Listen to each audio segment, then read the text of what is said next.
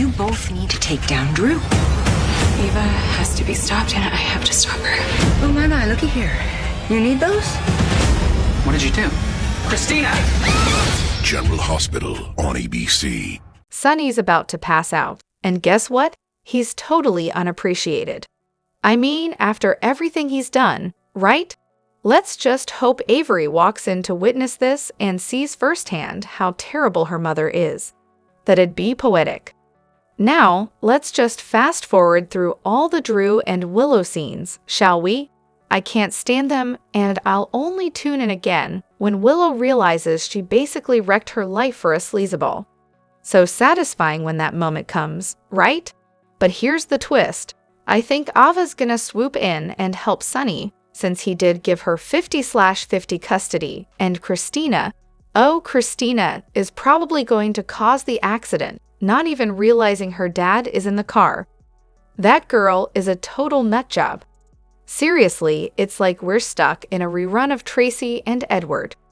Come on, writers, time to bring in something fresh.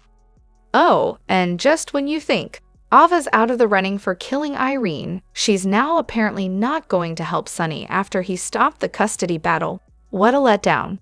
Wait a second, is Ava really going to withhold Sonny's meds while he's having a heart attack? Oh, this is rich.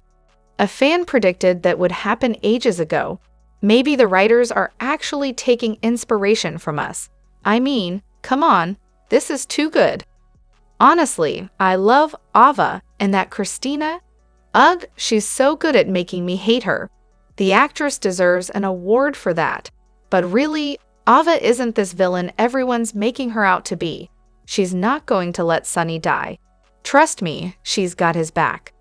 Christina, on the other hand, deserves every ounce of karma heading her way. That unstable mess is in for it. And just watch, Ava's going to help Sonny out, take him to the ER, and meanwhile, Christina's probably the one who sabotaged the car. Classic. Hello everyone, welcome back to my channel, Messy Syrup. It's me, Abby here. I hope everyone is having a wonderful day. Keep watching. So let's dive into today's video.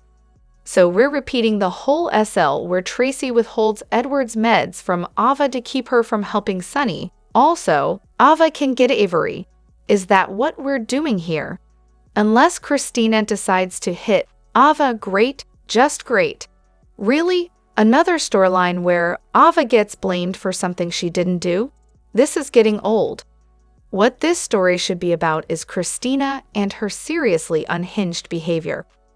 These writers, man, they really know how to give us a glimpse of something good and then yank it away. First, we get that perfect throwback moment with Tracy standing over Edward, clutching his heart meds. Classic. But then, what do? They make us watch Christina endlessly rehash her window fall from last summer. Seriously? Ugh. It was an accident. Christina needs therapy, not more screen time. In my opinion, since Ava's broke, she'll probably tell Sonny she'll help him, but only if he coughs up some cash. Sonny will likely cave, and off they'll go to the hospital. But here's the kicker, Christina will do something to Ava's car, causing them to crash. Because, of course, she will. Ava might even pull a full-on Victor Newman move, forcing Sonny to sign over all his rights before she agrees to help him, or maybe make him make Christina back off. Christina messes with Ava's car, not realizing Ava's on her way to help Sonny. Honestly, Christina needs therapy, or she just needs to leave. Ava didn't kill her daughter. She's just as angry and vengeful as Sonny, and she'll hurt anyone who gets in her way. Seriously, I can't take Christina and her relentless vendetta against Ava anymore. Now they want Ava to do something awful to Sonny just so little Christina can play the victim and look like she was right all along. Like, really? The writers are really pushing it. Why does Ava always have to be the villain? Meanwhile, everyone else in Port Charles gets a free pass. It's so frustrating. At this point, I honestly hope Christina gets what's coming to her for whatever nonsense she's plotting against Ava. I'm just so over her and all the hypocrites. And let's talk about this, Sonny at his lowest. Of all people, Ava's the one to witness it. I guess maybe, just maybe, she'll think about her daughter and the fact that Sonny's the father. Like, what's Avery going to do if her dad dies because Ava couldn't be bothered to care? But then again, I might be asking too much from Ava here. And of course Christina ran Ava over with her car. Honestly, someone should have intervened in her delusions ages ago. Irene was always meant to be Mala's kid, and Christina's entire arc has been a complete mess. She really needs to disappear for a while. Wasn't it Tracy who kept heart meds from Edward back in the day? Oh wait, that's right. The writers are just recycling the same old storylines, with Ava pulling the same stunt on Sonny. Creativity, where are you? And let's be real, Ava's only going to help Sonny if there's something in it for her, like a nice chunk of change. Hey, Alexa, play Brokey by Lotto, dedicated to Ava Jerome. Then she wonders why Sonny can't stand her. This man literally saved her life from Austin's crazy cousin and let her live with him, and she repays him by messing with his meds. Ava's got evil written all over her. Looks like we won't be seeing Valentin for a while, huh? Honestly, the tension between Carly and Jason is something else right now, seriously intense. And can we talk about Steve Burton? The guy's a totally different actor since his return. It's like he got a whole new personality, or maybe just a new script. But seriously, Valentin, he owns my heart every time he talks to Anna. I swear, if he's gone for too long, I might just have to start a petition. As for Nina and Portia, look, I don't care who has to do it, but I need to see Drew humiliated. And Willow, someone needs to stop her nonsense before she gets any worse. Also, it blows my mind how everyone loves to attack Carly, Alexis, and Christina, yet no one's talking about the fact that Ava and Nina are still buddies after Nina literally performed a C-section on Ava and stole her baby. Just a little food for thought. And can we talk about Drew and Nina for a sec? His "you want me all to yourself" line had me dying of laughter. Classic. Willow, Willow, Willow. I'm starting to think Drew has some kind of weird voodoo curse on you, because seriously, get a grip. Cross that line and you'll lose both Wiley and Amelia. Think about it. Portia, what is taking you so long? Curtis is acting like a bloodhound sniffing out secrets. You remember how Jordan failed with secrets, right? Now throw in Trina's daughter drama and Drew's latest shenanigans, and Curtis is about to lose it. And please, please, GH, end this Drew and Willow mess already. It's seriously disgusting the way Drew's acting, and honestly, it's painful to watch. Ugh, Drew. Classic case of narcissistic personality disorder. The guy's a walking disaster. And Brad? Well, he's practically served himself up on a silver platter to Lucas. Guess he's done for now. But let's talk about Drew's masterful choice of a new home for his one true love, Willow. The irony is delicious. He basically turned Shiloh's house into a dream home. Because nothing says romantic like repurposing your ex's creepy digs. Some women really just don't catch a clue. As for Carly, oh, you know she's going to drop Jack faster than a hot potato once she finds out about Jocelyn. And Sonny, don't even get me started. He'll be out the door the second he finds out about Sidwell and Natalia. Drama, drama, drama. And guess who's back in town? Valentin and Charlotte. About time, right? While we're on the subject, let's get Dr. Terry Randolph back in the mix. She's co-chief of staff, and seriously, with Portia's whole blackmail fiasco, Terry's needed at GH. Writers, could we maybe, I don't know, give her an actual storyline, please? As for Brooklyn, it's honestly past time she tells Dante about their son. Too many people are involved in keeping that secret. She can't hide it forever, right? Now, Jason. Does anyone else get the feeling he's not as close to Sonny since coming back? Before, he'd return and it was like an immediate reunion. Now it's more like, meh.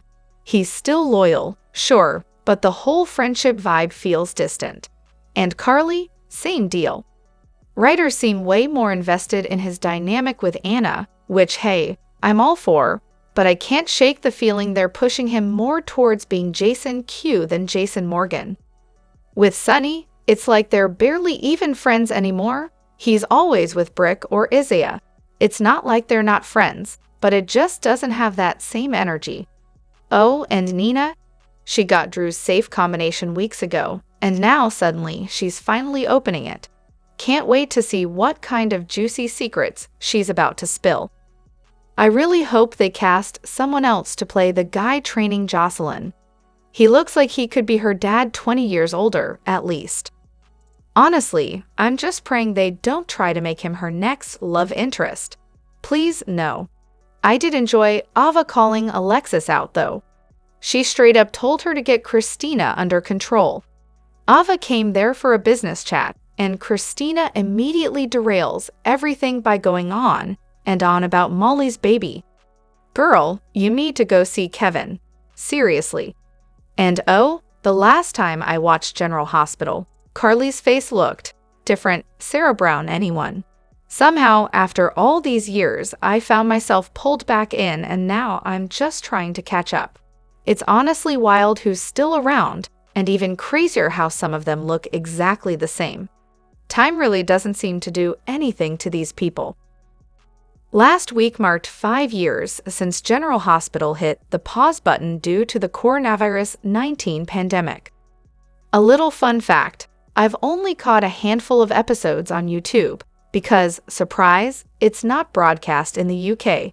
But hey, I'm diving into this for an alternate history project. So let's dig into what could have been. First, a question for all you die-hard GH fans. Were there any storylines scrapped or changed because of the pandemic? The whole situation must have thrown a wrench into things, right? And speaking of the pandemic, how did GH fare in the coronavirus era?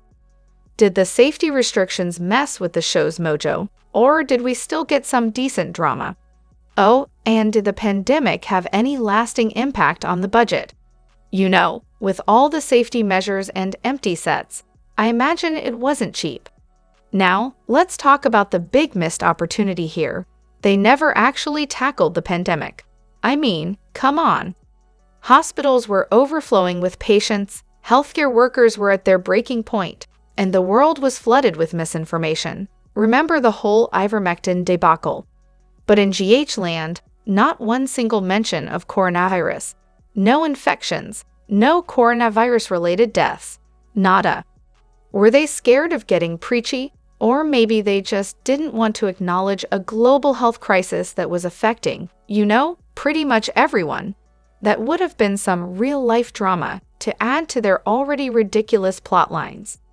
But then again, maybe I wouldn't have wanted them to introduce coronavirus to the show. Not everything needs to mirror reality, especially on a daytime drama. Honestly, I'm glad they skipped it. Otherwise, we'd probably get more of those political storylines they've been shoving in lately. I mean, really? A politician named Kai, classic GH move. Where's Curtis's MBA from, by the way? Love that. As for storylines that got the axe, the one I know of was Jason and Britt. The whole thing was sidetracked because of the vaccination mandates. Some of the actors didn't want to get vaccinated, so they had to leave the show. Jason's exit was, let's say, smooth. Britt's not so much. She ended up being paired with someone else, but that didn't stick. Eventually, she bounced to London to fully dive into a relationship, and when it came time to choose, live or die, she went for the full-on death scene. Talk about a dramatic exit. As for the rest of the changes, they were minor. Less kissing, less intimacy. A few actors with vulnerable family members had fewer episodes. And in the grand scheme of things, the biggest thing we got was a 60th anniversary plot, where one character wanted to unleash a pathogen to wipe out half the population, because, apparently, the world was overpopulated. So yeah, a real subtle nod to coronavirus there, huh? So, regarding Martin's Mystery X, I haven't made any wild guesses yet, but then someone popped into my head. Naturally, I tried to connect the dots with the past clues, and surprise, surprise, I started doubting myself. But hey, someone else here definitely knows the real story.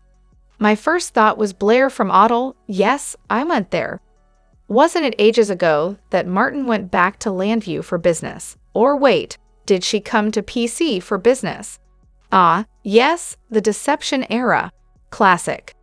So, I'll throw my hat in the ring with Blair Kramer as the ex-wife guess. Now, I know it's already confirmed that Blair is one of Martin's exes, and plot twist, she even made an appearance. But plot twist again, she's not the mystery ex. Martin's little comment about her being worse than Blair is a delightful tease. But then again, what if it's Skye? Makes sense, right? Especially if Tracy knows her. Maybe Skye's off living it up on the West Coast now. Blair, on the other hand, was definitely East Coast material. Honestly, I'm still holding out hope for some stunt casting. How about Heather Locklear as Amanda Woodward from Melrose Place? She'd be the perfect ruthless ex. And we all know GH could use a little more drama in the form of a killer ex-wife. Drop your thoughts in the comment section below. Do you agree or disagree? Don't forget to like, subscribe, and hit the notification bell for more updates. Your opinions matter, and I will see you in the next video. Thank you.